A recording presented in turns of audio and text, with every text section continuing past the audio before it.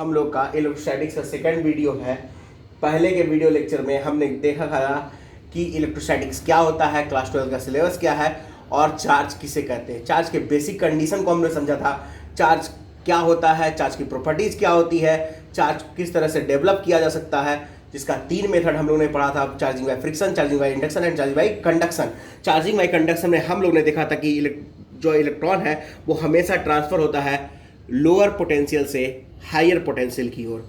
तो आज का वीडियो हम वहीं से स्टार्ट करेंगे जहां पिछले में स्टॉप किया गया था। तो सबसे पहले हम उसमें कुछ क्वेश्चंस देखना चाहते हैं। पहला क्वेश्चन देखिए जो हम लोग लेने जा रहे हैं इसमें कि एक स्फीयर है जिस पे चार्ज है -20 कूलम और इसका रेडियस लिया गया है 2 सेंटीमीटर, ठीक है। और एक और है जिसका चार्ज है -40 कूलम और इसका रेडियस लिए हैं हम लोग 6 सेंटीमीटर। और अब हमको बताना है कि इन दोनों के कनेक्ट करने के बाद इस पर टोटल चार्ज क्या होगा। तो सबसे पहले हम इसको थोड़ा सा और देखते हैं कि क्या हो सकता है इसमें। अगर इन दोनों को हम कनेक्ट कर दें, इन दोनों को अगर हम कनेक्ट कर दें तो चार्ज डेवलप होगा। ये मान लेते हैं हमारा चार्ज Q1 था और ये चार्ज Q2 था। जो चार्ज डेवलप होगा न्यू, अब मान लेते हैं इस पे चार्ज Q1 डैश रहा होगा, इस पे चार्ज Q2 डैश रहा होगा। आपको याद होगा हमने कहा था कि लॉ ऑफ कंजर्वेशन हम लोग यूज करेंगे, तो कहने का मतलब Q1 dash plus Q2 dash equals Q1 plus Q2 होगा। That is -20 coulomb -40 coulomb -60 coulomb. यानी कहने का मतलब कि जो नया चार्ज है वो कंबाइन होकर कितना रिजल्ट देना चाहिए, -60 कूलम देना चाहिए। तो देखते हैं कैसे सॉल्व करेंगे इसको। और एक और रिलेशन था हमारे पास, the charge is directly proportional to the radius. जो चार्ज है वो डायरेक्टली प्रोपोर्शनल किस पे होगा, रेडियस के।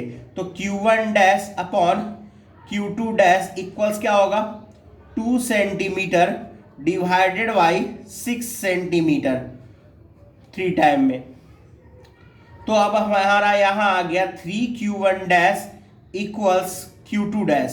तो अब Q2 डैश की जगह हम यहां रखेंगे 3Q1 डैश। तो 3Q1 dash plus Q1 dash, इस इक्वेशन से देखिएगा आप Q2 डैश की जगह Q1 डैश 3 टाइम में रख दीजिए और ये Q1 डैश तो हमारे पास है ही, इक्वल्स -60 कूलम।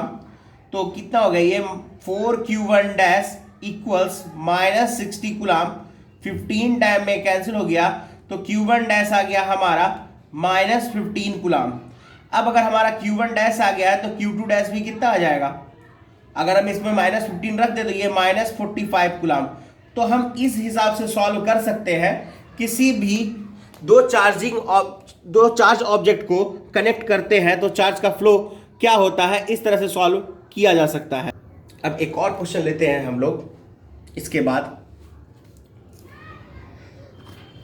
मान लो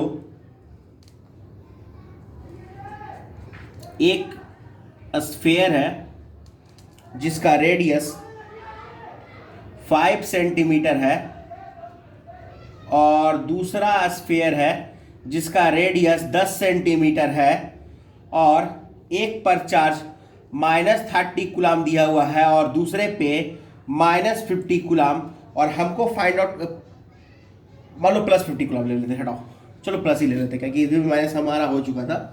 अब हमको ये फाइंड आउट करना है कि आफ्टर कम्बिनेशन, यानी इन दोनों को कंबाइंड कर दे यानी कनेक्ट कर दे तो फिर क्या होगा हमारा चार्ज। इस दोनों को अगर कनेक्ट कर देते हैं तो अभी ये कनेक्ट नहीं है, तो मान लो इसको कनेक्ट कर दिया जाए। ये 50 कूलम और ये हमारा -30 कूलम था, ये Q1 और ये Q2।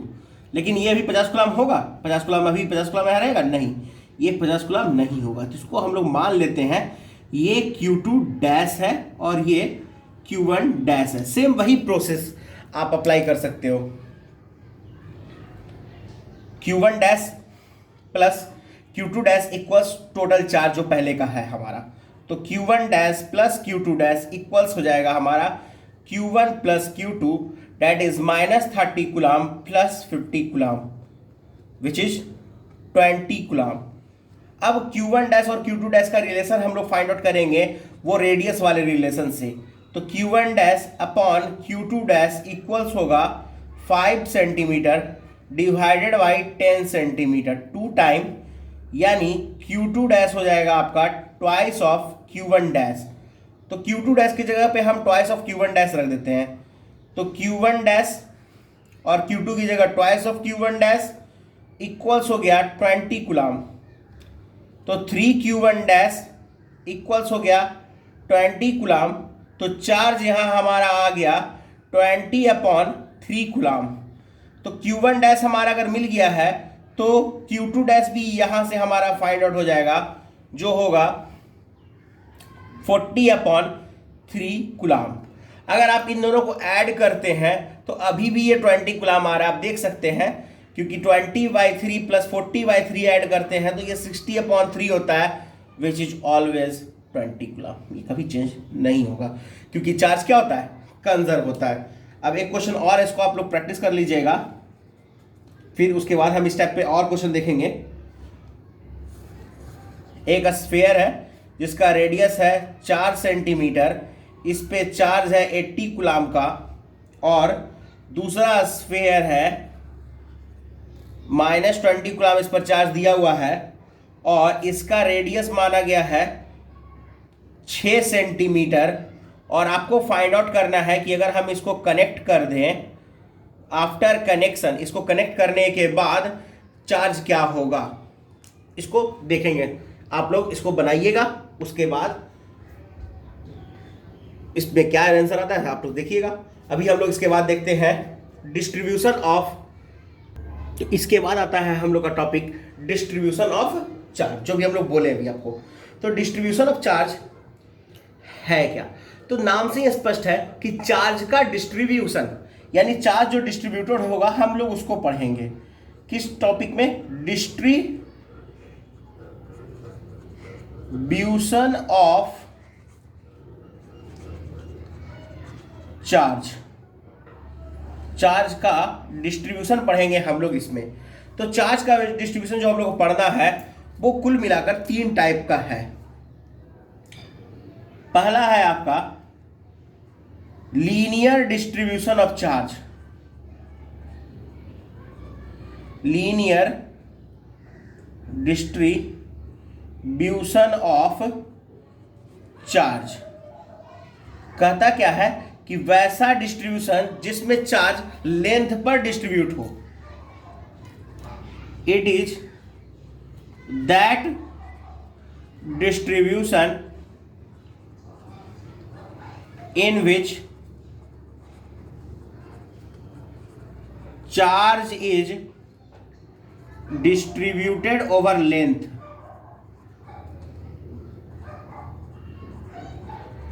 चार्ज कहां होगा डिस्ट्रीब्यूट, लेंथ पर। जैसे कि हम ये कह सकते हैं किसी रॉड पतले वायर पे, मान लो किसी पतले रिंग पर अगर आपका चार्ज डिस्ट्रीब्यूट हो, तो ये जो डिस्ट्रीब्यूशन है उसके पूरे लेंथ पर है। ठीक है, जैसे हम लोग लीनियर मास पढ़ते थे जहां मास लेंथ पर डिस्ट्रीब्यूट होता था और वहां आप लोग लीनियर मास डेंसिटी निकालते थे ग्रेविटेशन में, सेम वही कंसेप्ट यहां यूज होगा चार्ज के लिए। और यहां हम लोग यूज करेंगे लीनियर चार्ज डेंसिटी, और थोड़ा डिनोट करने का प्रोसेस दोनों में सेम रखा गया लेमडा। बस वहां क्या है कि चार्ज मास डिस्ट्रीब्यूट होता है लेंथ पे और यहां चार्ज डिस्ट्रीब्यूट होगा लेंथ पे। क्लियर है? तो बहुत सिंपल है इसको समझना। इसमें जो हमारा लीनियर चार्ज डेंसिटी एक है, लीनियर चार्ज डेंसिटी जो है हमारा, जिसको हम लोग कहते हैं Q/L, charge per unit length. ऐसा यूनिट इसका आराम से आप समझ सकते हैं कि एसआई यूनिट इसकी जो होगी वो कूलाम्ब पर मीटर होगी। सेकंड हम लोग देखते हैं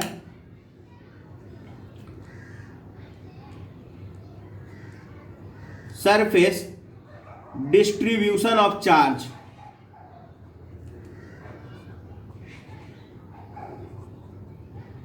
वैसा डिस्ट्रीब्यूशन जिसमें चार्ज डिस्ट्रीब्यूट हो, लेकिन किस पर, लेंथ पर, ना होकर उसके एरिया पर होनी चाहिए। It is that distribution in which charge is distributed over surface area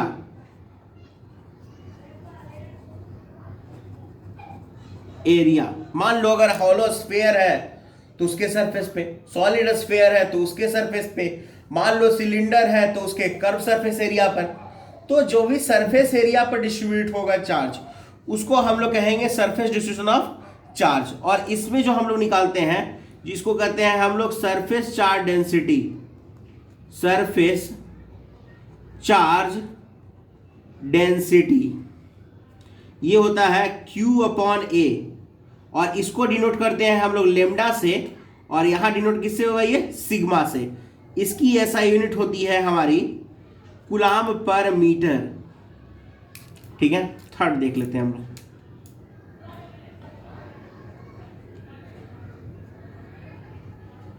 volume distribution of charge, कहता है इसमें it is that distribution in which charge is distributed over the volume. मतलब डिस्ट्रीब्यूटेड कहाँ होना चाहिए, उसके वॉल्यूम पे। जैसे जनरली ये डायलेक्ट्रिक्स में हमको देखने को मिलेगा जब चार्ज उसके अंदर भी डिस्ट्रीब्यूट होता है उस केस में, जबकि कंडक्टर्स के केस में हम लोग देखेंगे लीनियर और सरफेस डिस्ट्रीब्यूशन। ठीक है, तो यहां हो गया वॉल्यूम चार्ज डेंसिटी का एक फॉर्मूला था हमारा, वॉल्यूम चार्ज डेंसिटी, इसको कहते हैं हम लोग Q/V। इसका यूनिट है रो, और इसका डिनोट करते हैं रो से, और SI यूनिट है इसका कूलाम्ब पर मीटर क्यूब। ये हो गया हमारा डिस्ट्रीब्यूशन ऑफ चार्ज, जो कि तीन है, लीनियर, सरफेस और volume distribution of charge. Linear distribution of charge होगा जैसे कि किसी लीनियर वायर पे, किसी रिंग पर, पतले रिंग पर। सरफेस डिस्ट्रीब्यूशन जो होगा वो किसी कंडक्टर पे, जैसे कि वो स्फीयर हो सकता है, वो प्लेन सीट हो सकता है, या फिर वो क्या कहते हैं हमारा सिलिंड्रिकल हो सकता है कंटेनर, उसके कर्व सरफेस पे या उसके टोटल सरफेस पे। वॉल्यूम हो सकता है किसी भी डायलेक्ट्रिक स्फीयर हो, वो सिलेंडर हो, उसके पूरे अंदर जब चार्ज डिस्ट्रीब्यूट होगा तब। अब एक क्वेश्चन हम लोग देखते हैं जो कुछ हद तक डिस्ट्रीब्यूशन ऑफ चार्ज और चार्जिंग बाय कंडक्शन से मिला हुआ है, यानी कह सकते हैं इन दोनों का कंबाइंड क्वेश्चन है।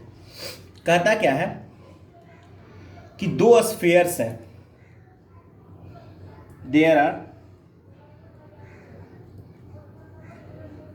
To spheres of same surface charge density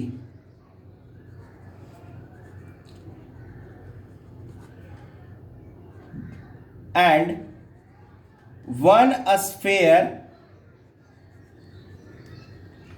is double of another। दूसरा स्फीयर जो है, मतलब एक स्फीयर दूसरे स्फीयर का क्या है, डबल है। Now they are connected. अब उन दोनों को हम कनेक्ट कर दिए हैं, देन हमको फाइंड आउट ये करना है कि जो बड़े वाले स्फीयर है उसका सरफेस चार्ज डेंसिटी क्या होगा। Then we have to find the new surface charge density of larger sphere. ये सॉल्व करना है हम लोग को।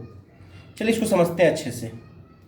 पहला तो एक सरफेस मान लो कि जिसका रेडियस स्फीयर जिसका रेडियस r है, तो एक का डबल है दूसरा। चलिए ठीक है, तो एक का डबल है दूसरा, तो इसका हम 2r ले लेते हैं। फिर कहा है कि दोनों की सरफेस चार्ज डेंसिटी सेम है। सरफेस चार्ज डेंसिटी क्या है? सेम है। इस चीज को देखते हुए हम दोनों के सरफेस चार्ज डेंसिटी को सिग्मा मान लेते हैं। लेकिन हमने जो फॉर्मूला पढ़ा था चार्जिंग बाय कंडक्शन में, वो सिग्मा के टर्म में ना रह के चार्ज के टर्म में था। तो दोनों का पहले चार्ज निकालेंगे Q। तो सबसे पहले इस फॉर्मूले को देखिए आप यहाँ पे, sigma equals Q upon A था, तो Q इक्वल्स क्या हो जाएगा? सिग्मा मल्टीप्लाइड बाई A, यानी Q1 हो जाएगा हमारा sigma into 4 pi are square, और Q2 हो जाएगा सिग्मा इंटू 4 पाई 2r का स्क्वायर, यानी सिग्मा इंटू ये 16 पाई आर स्क्वायर हो जाएगा हमारा। तो टोटल चार्ज कितना हो गया हमारा? Total charge Q1 plus Q2 जो होगा वो हो जाएगा 16 plus 4 20 pi sigma r square, या पाई आर स्क्वायर सिग्मा जैसे लिखो उसमें कोई फर्क पड़ने वाला नहीं है, रिजल्ट तो वैसे ही आना है। अब हमने ये कहा था कि जो चार्ज है कनेक्शन के बाद, मान लो इन दोनों में अभी कोई कनेक्शन नहीं था हमारा, और इसको हम कनेक्ट कर रहे हैं अपने तरफ से इस तरह से। तो अगर हम कनेक्ट कर दें तो क्या होगा? इस पर चार्ज Q1 डैश और इस पर चार्ज Q2 डैश। तो Q1 dash upon Q2 dash क्या हो जाएगा हमारा? R डिवाइडेड बाई 2R, यानी Q2 डैश डबल होगा Q1 डैश का। अब दोनों वैल्यू यहां हम रख दें, क्योंकि देखिए Q1 dash plus Q2 dash हमेशा इक्वल होगा Q1 प्लस Q2 के। तो Q1 डैश तो रहेगा ही, लेकिन Q2 डैश की जगह 2Q1 डैश आ जाएगा। तो ये हो जाएगा 3Q1 dash equals 20 pi are square into sigma. तो Q1 डैश कितना आ गया हमारा? 20 pi are square sigma divided by 3। तो Q2 डैश कितना हो गया हमारा? 40 upon 3 pi are square sigma. ये हमारा मतलब चार्ज मिल गया दोनों का। लेकिन निकाले चार्ज नहीं कहा था हमसे कहा था कि new surface charge density find out करना है लार्जर स्फीयर का। तो सरफेस चार्ज डेंसिटी हमेशा चार्ज पर यूनिट एरिया होता है। तो अगर हम सिग्मा डैश उसका निकालें तो वो उसके चार्ज यानी Q2 डैश डिवाइडेड बाई क्या हो जाएगा? उसका एरिया, दैट इज, अगर आप ध्यान से देखें तो ये 16 पाई आर स्क्वायर है। तो ये हो जाएगा आपका 40 pi are square sigma divided by 16 pi are square, और ये जो 3 था वो तो रहेगा ही, घर तो नहीं जा सकता बेचारा।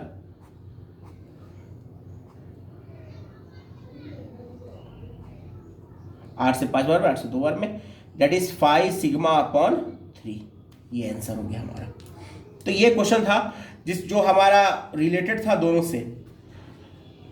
अब एक क्वेश्चन और लेते हैं हम लोग। ये हमारा कह सकते हैं कि चार्ज का प्रॉपर्टीज हमने पढ़ा था, क्वांटाइजेशन ऑफ चार्ज, उससे कुछ हद तक रिलेटेड है थोड़ा सा। क्वेश्चन क्या कह रहा है उसको देखते हैं पहले हम लोग। क्वेश्चन कह रहा है if 10 to the power 10 alpha particles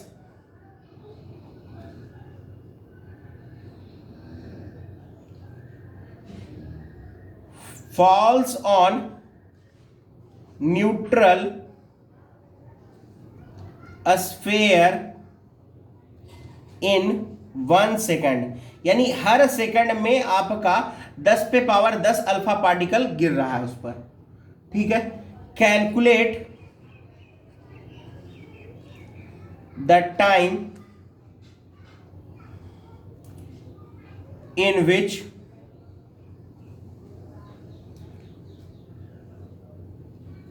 a sphere gets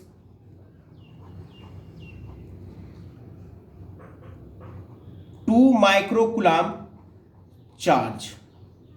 तो सबसे पहले गिवन क्या क्या है वो देखते हैं।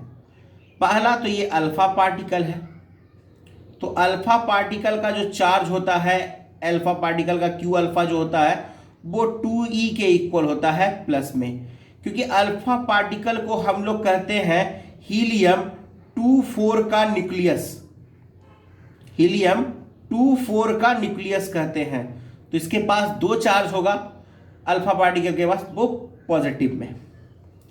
नंबर ऑफ अल्फा पार्टिकल पर सेकेंड दिया हुआ है 10⁻10। ठीक है, ये 1 सेकेंड में, और हमको वो टाइम निकालना है जिस टाइम में चार्ज होगा। तो हम मान लेते हैं कि आफ्टर टी टाइम होगा, तो let the time taken be T, ये मान लेते हैं टाइम टेकन टी है। तो कितना अल्फा पार्टिकल फॉल कर जाएगा, तो नंबर ऑफ अल्फा पार्टिकल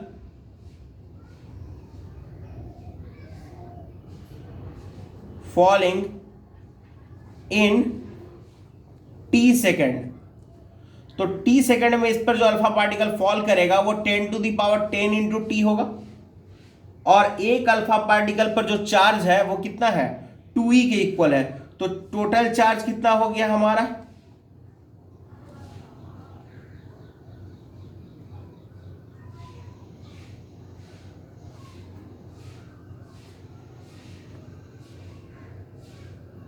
तो 2e यानी 10⁻10t मल्टीप्लाइड बाई 2e, और ये चार्ज किसको इक्वल करना चाहिए, तो जो चार्ज हमारा गिवन है, चार्ज हमारा गिवन कितना है 2 माइक्रो कूलाम, यानी ये जो कूलाम चार्ज जितना देख रहा है आपका एक इलेक्ट्रॉन का 2 इलेक्ट्रॉन के कारण इस पे, वो हमारा किसको इक्वल कर जाना चाहिए 2 माइक्रो कूलाम के। तो इस हिसाब से होना चाहिए क्या कि 10⁻10t multiplied by 2 into 1.6 10⁻⁻19 equals 2 into, और माइक्रो का वैल्यू होता है 10⁻⁻6। क्लास 11th के स्टार्टिंग में ये बताया गया हुआ है। ये भी गुलाम, ये भी गुलाम, गुलाम गुलाम बेचारा चला गया। तो हमारा टी आ जाएगा यहां से, जो टी हम लोग कैलकुलेट करेंगे वो टी होगा 2 इंटू 10⁻⁻6 डिवाइडेड बाई 2 से 2 कैंसिल ही कर लेते हैं हम लोग, हटाओ। तो 1 इंटू 10⁻6 डिवाइडेड बाई 1.6 इंटू 10⁻9, तो ये हो जाएगा आपका 10⁻3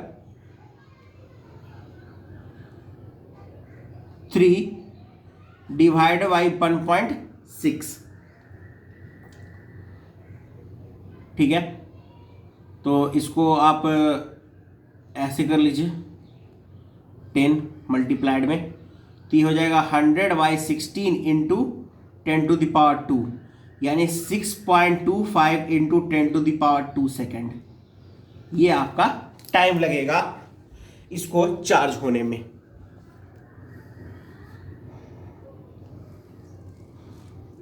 इसको देख सकते हैं आप लोग। अब हम लोग इसके बाद स्टार्ट करेंगे। देखिए यहां पर टॉपिक देख रहे हैं कूलम्ब्स लॉ। कूलम्ब्स लॉ वैसा ही लॉ है जैसा हम लोग ग्रेविटेशनल में न्यूटन्स लॉ ऑफ ग्रेविटेशन देखे थे मास के लिए, वहाँ दो मास के बीच में हमेशा अट्रैक्शन फोर्स लगता था, जिसका फोर्स कैलकुलेट करने का मेथड हम लोग यूनिवर्सल लॉ ऑफ ग्रेविटेशन में देखे थे। वैसा ही कूलम्ब्स लॉ है हमारे लिए इस केस में, जहाँ चार्ज के बीच में हम लोग फोर्स देखते हैं। बस ये कंडीशन है कि like charge will repel each other and opposite charge will attract each other, यानी सेम नेचर का चार्ज होगा तो वो रिपल्सन फोर्स लगाएगा, और अपोजिट नेचर का चार्ज होगा तो वो अट्रैक्शन फोर्स लगाएगा। तो मान लेते हैं कि अगर दो चार्ज रखा हुआ है,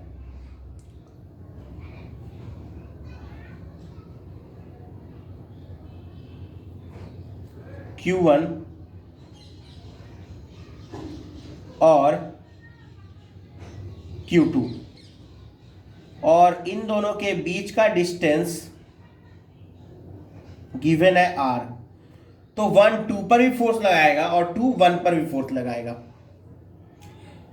और जो फोर्स का नेचर होगा वो डिपेंड करेगा इन दोनों के चार्ज के नेचर पर। अगर ये दोनों पॉजिटिव और दोनों या तो दोनों निगेटिव रहा तो ये दोनों एक दूसरे को रिपेल कर रहे होंगे, और अगर ये दोनों डिफरेंट नेचर के रहे, मान लो एक प्लस और एक माइनस, तो ये दोनों एक दूसरे को अट्रैक्ट कर रहे होंगे। लेकिन फोर्स कैलकुलेट करने का जो मेथड है उसमें पहला क्या कहता है कि जो फोर्स है वो डायरेक्टली प्रोपोर्शनल होगा प्रोडक्ट ऑफ चार्ज के, यानी higher the value of charge higher will be the force, यानी जितना ज्यादा हम चार्ज रखेंगे उतना ही ज्यादा फोर्स का वैल्यू आएगा। फिर सेकंड है lower the distance higher will be the force, यानी फोर्स जो होता है वो डिस्टेंस के स्क्वायर के इनवर्सली प्रोपोर्शनल होता है। ये दो इनका लॉ था, जिसको अगर हम कंबाइन कर लें तो F डायरेक्टली आ जाता है Q1 into Q2 by R square.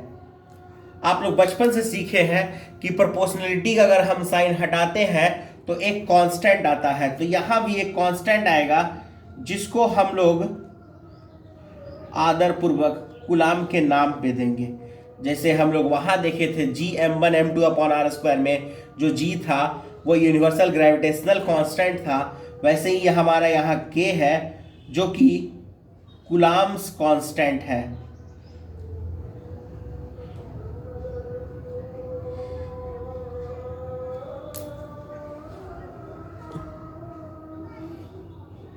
इसका वैल्यू होता है K का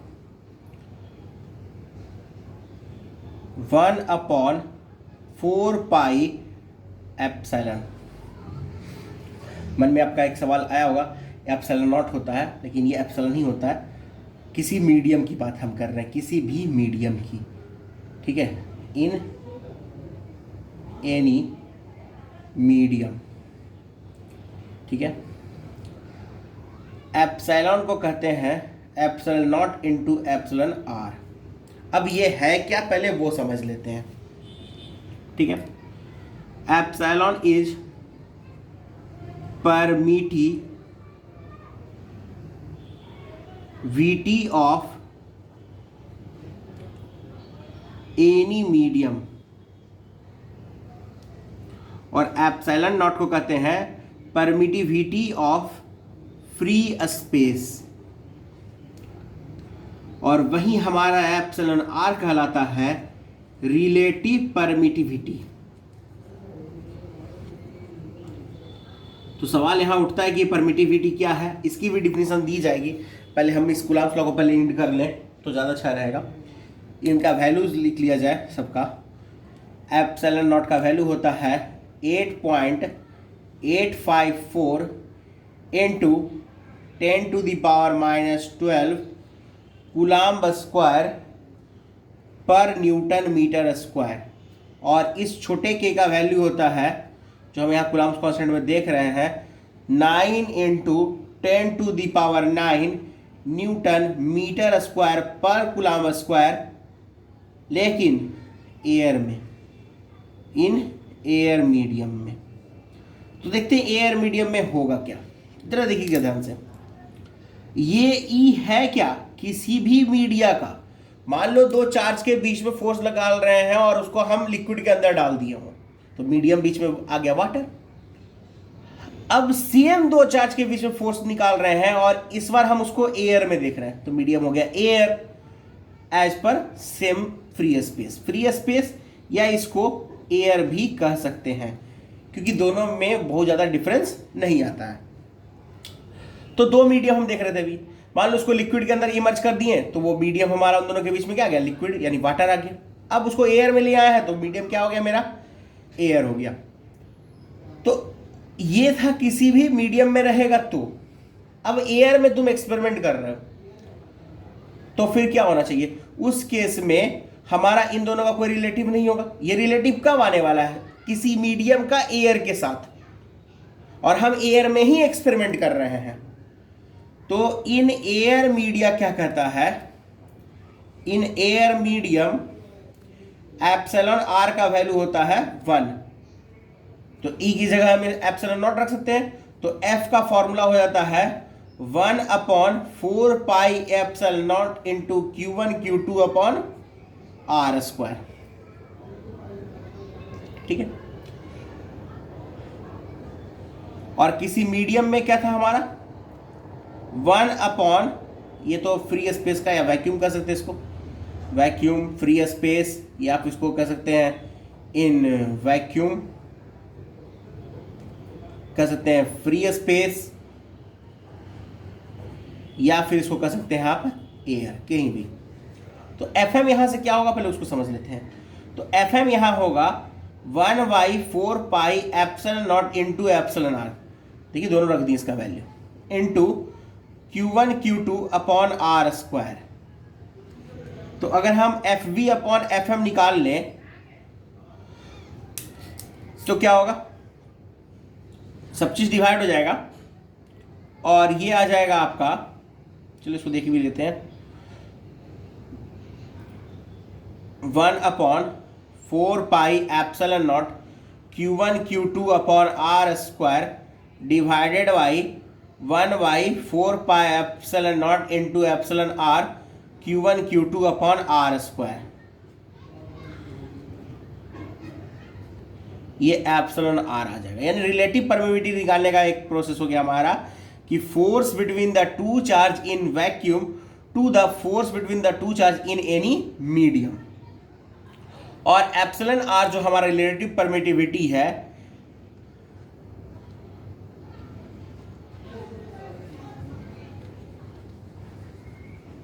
इसको हम लोग एक और नाम जानते हैं जो आप पहले से जान रहे हैं, डाइलेक्ट्रिक कांस्टेंट। तो डाइलेक्ट्रिक कांस्टेंट का एक और डिफिनेशन हमारा आ गया कि किसी मीडियम का डाइलेक्ट्रिक कांस्टेंट क्या कहलाएगा, तो force between two charge in vacuum at a certain distance to the two force between two charge in any medium at a certain distance. ये जो रेशियो होगा वो हमारा ई आर के इक्वल होगा। तो ये हमारा पूरा इसमें प्रोसेस है जो आप देख रहे हैं कूलम्ब्स लॉ का। लेकिन अब हमको पहले ये समझना होगा कि परमिटिविटी क्या होती है। तो अब हम समझते हैं परमिटिविटी क्या होती है। ठीक है, तो परमिटिविटी पे चलते हैं हम लोग।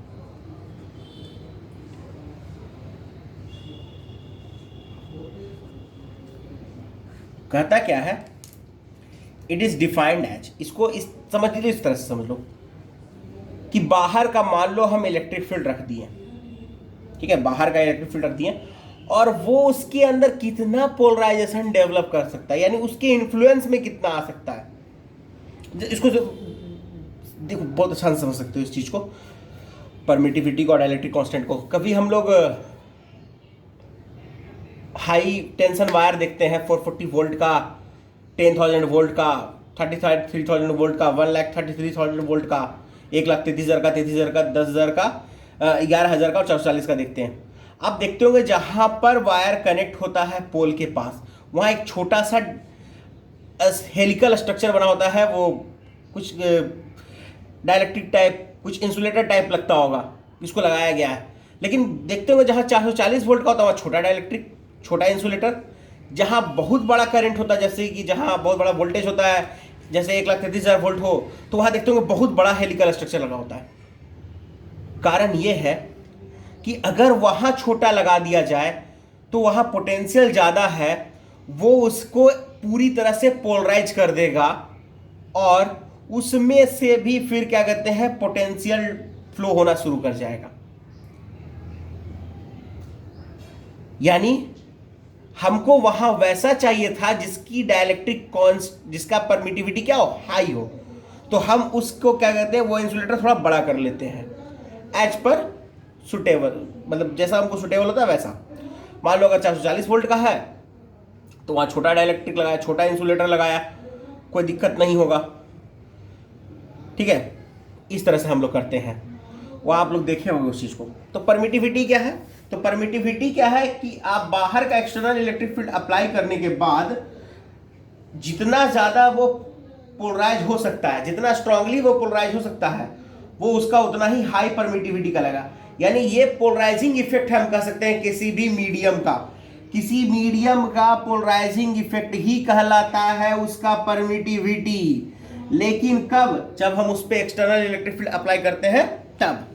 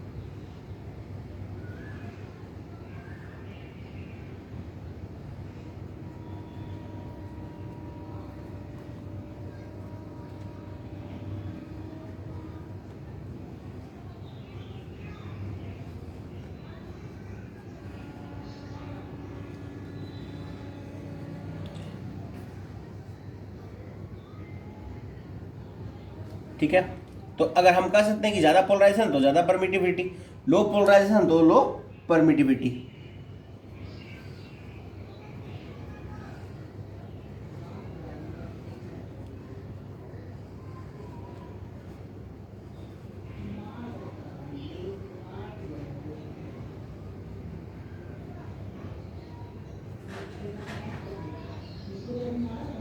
इसको हम बाद में समझाएंगे ये क्या है।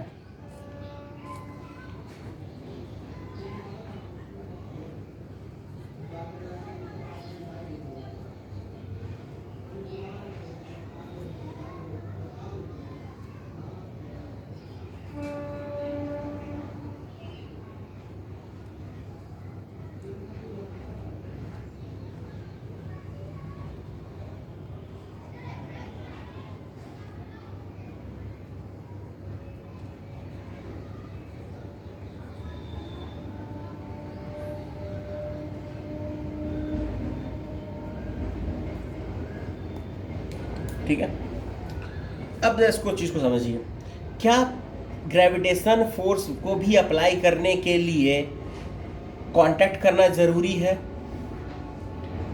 कोई ज़रूरी नहीं है, आप डायरेक्ट देख सकते हो, कोई ज़रूरी नहीं है कि कांटेक्ट करना, विदाउट कांटेक्ट भी ये फोर्स अप्लाई किया जा सकता है। तो वैसे ही दो चार्ज के बीच में जो फोर्स होता है उसके लिए उन दोनों का कांटेक्ट में होना कोई ज़रूरी नहीं है। तो कहने का मतलब यहाँ पर कुछ ना कुछ तो ऐसा होगा जो वहाँ फोर्स अप्लाई करने दे रहा होगा, तो वो चीज़ है इलेक्ट्रिक फील्ड। जैसे वहाँ ग्रेविटेशनल फील्ड था आपका, वही सेम केस है यहाँ, वही सेम रोल प्ले करता है यहाँ इलेक्ट्रिक फील्ड। और इलेक्ट्रिक फील्ड के कारण दो चार्ज के बीच में फोर्स लगता है। अगर वो दोनों एक दूसरे के फील्ड के रेंज में है तो उन दोनों पर फोर्स लगेगा। वही यहाँ पे आप इलेक्ट्रिक फील्ड यहाँ देख भी पा रहे हैं, जो लिखा हुआ है वर्ड, उसके बारे में हम लोग आगे भी बात करेंगे कि क्या है ये इलेक्ट्रिक फील्ड। उसके पहले हम थोड़ा ये जान लें कि क्या हमने जो कूलम्ब फोर्स पढ़ा था उसमें कुछ और भी पॉइंट्स हैं या नहीं। तो पहला पॉइंट ये कहता है कि देखिए, पहला पॉइंट आपका यहां से ही साफ दिख रहा है, कि मीडियम अगर हम लगाते हैं तो उसका के का वैल्यू चेंज करता है, इट मीन्स कि फोर्स का वैल्यू चेंज करेगा। तो मीडियम चेंज, के चेंज, एफ चेंज, हम कह सकते हैं कि कूलम्ब्स लॉ में जो फोर्स है हमारा वो डिपेंड करता है मीडियम पे, यानी electrostatic force depends upon medium.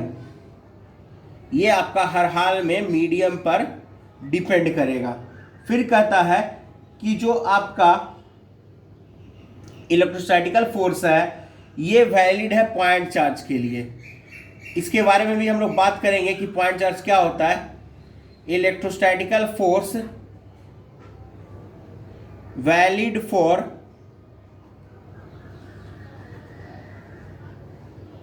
Point charge, ठीक है। और एक और पॉइंट है, ऐसे पॉइंट और पॉइंट्स और भी हैं। Electrostatic force doesn't valid for the distance less than 10 to the power -15 metre. कहता क्या है कि 10 टू दी पावर -15 मीटर यानी एक फर्मी के डिस्टेंस से अगर छोटा डिस्टेंस हो तो उसके लिए Coulomb's law valid. Next point क्या कहता है कि इलेक्ट्रोस्टैटिक फोर्स जो होता है वो कंजर्वेटिव इन नेचर होता है, it is conservative in nature. फिर कहता है it is a central force. अब ये सेंट्रल फोर्स क्या होता है? सेंट्रल फोर्स वह आपका ग्रेविटेशनल फोर्स भी सेंट्रल फोर्स था। ग्रेविटेशन में आप पढ़े हैं, बताया भी गया है आप लोग को कि वैसा फोर्स जो सेंटर ऑफ मास के लाइन ज्वाइनिंग पर डिपेंड के अलोंग होता है उसे ही हम सेंट्रल फोर्स कहते हैं। यानी कह सकते हैं this force is always along the line joining of COM, that is center of mass of the charged object।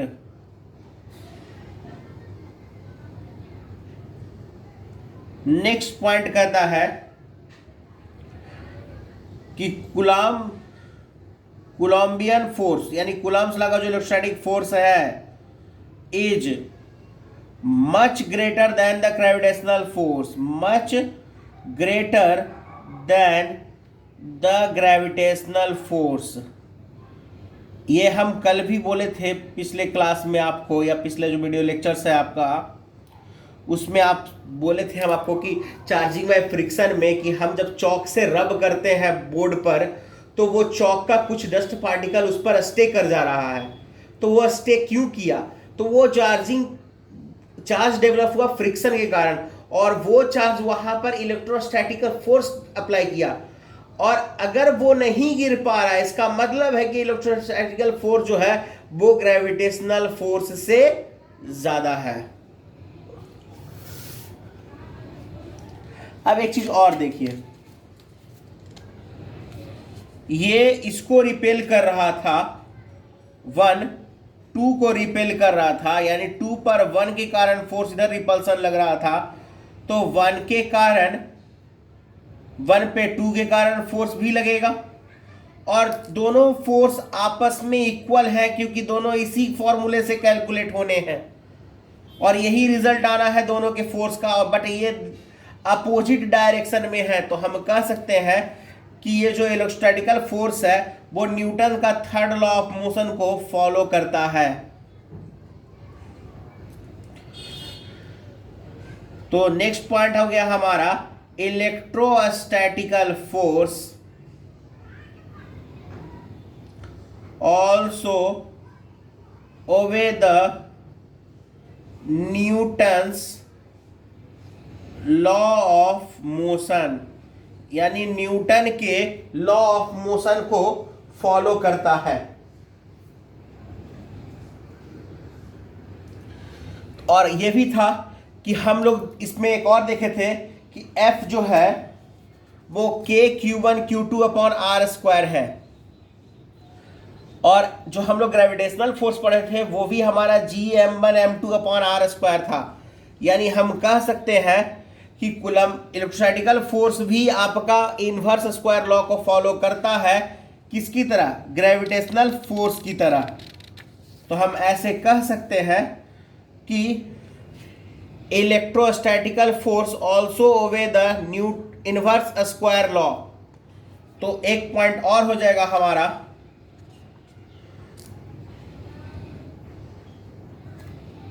इलेक्ट्रोस्टैटिकल force also obey the inverse square law. यानी कहने का मतलब ये फोर्स भी डिस्टेंस के स्क्वायर के इनवर्सली प्रोपोर्शनल होता है। और एक और पॉइंट याद रखिएगा कि इलेक्ट्रोस्टैटिकल फोर्स जो है वो किसी और चार्ज के, यानी अगर हम दो चार्ज के बीच में एक और चार्ज लगा दें तो उस चार्ज के कारण उन दोनों के बीच में, मान लो ये दो चार्ज है Q1 Q2, और मान लो हम यहां पे एक और चार्ज ले आए Q3, तो Q1 के कारण Q2 पर जो फोर्स है वो इसके कारण अफेक्टेड नहीं होगा। यानी electrostatical force being unaffected in the presence of another charge। यानी कोई चार्ज आए या जाए हमारे फोर्स में कोई फर्क नहीं पड़ेगा। लेकिन अगर हम यहां पर नेट फोर्स की बात करें तो वो कहीं ना कहीं चेंज करेगा। जैसा कि हम लोग वहां देखते थे ग्रेविटेशन में भी, मास में जब एक और कोई मास आ जाता था तो हम उस पर सब मास के कारण फोर्स निकालते थे। तो वैसे ही अगर हम यहाँ Q2 पर बात करेंगे तो Q1 और Q3 के कारण फोर्स होगा, लेकिन Q1 के कारण Q2 पर लाया गया फोर्स Q3 पर डिपेंड नहीं करेगा। बस इसको याद रखिएगा। अगले क्लास में हम लोग चलेंगे इससे रिलेटेड क्वेश्चंस, कूलम्ब लॉ से रिलेटेड क्वेश्चन पे चलेंगे। ठीक है, थैंक यू।